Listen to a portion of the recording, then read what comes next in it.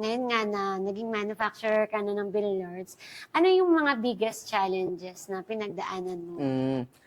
Eto nakakatuwa 'no, dahil kanina 'di ba, ang tanong mo, ano yung nag-push sa akin para mag-expand ng business? Yeah. Yung mga tao ko nga. Ngayon na nag-expand na kami, nagpo-produce na kami ng mga billiard tables, ang biggest na kinaharap namin ngayon, mga tao. Mm.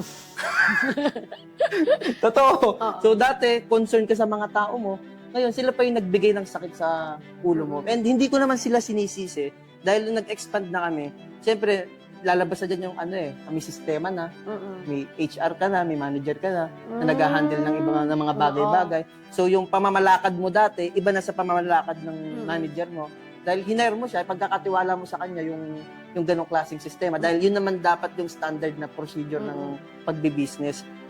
So, doon na, siyempre, nanibago yung mga tao na hindi na ako yung nag-handle, nagre-resist, mga reactive. Kasi iba na yung sistema eh. Parang ang lagi nilang tanong, bakit dati kay Boss Carl, ganito, ganyan. Okay lang naman. Oo, tapos sunod-sunod na yung sumbong sa akin, hindi na magkasundo.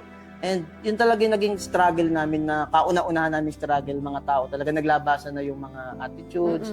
And hindi ko naman sila sinisisi kasi siguro, kailangan ko mas intindihan na nagkulang din ako, na naging maluwag din ako dati tulad nga nung sinabi ko dati.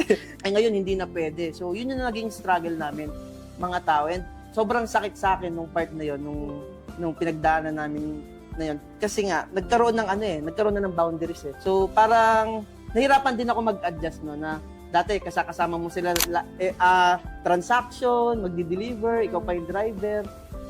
Ayun, so, hindi sila sanay doon sa bagong sistema. Kasi lumabas na yung magkakaibang beliefs eh. Yes. Paano mo na-overcome yun? Yung challenge na yun?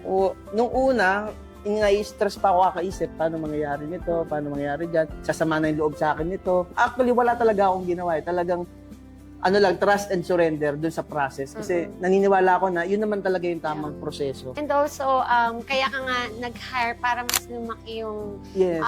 company mo. Yes. So, kung hindi mo susundin yung tamang way, babalik ka lang din sa dati, Tama. old school ka pa rin. Yes.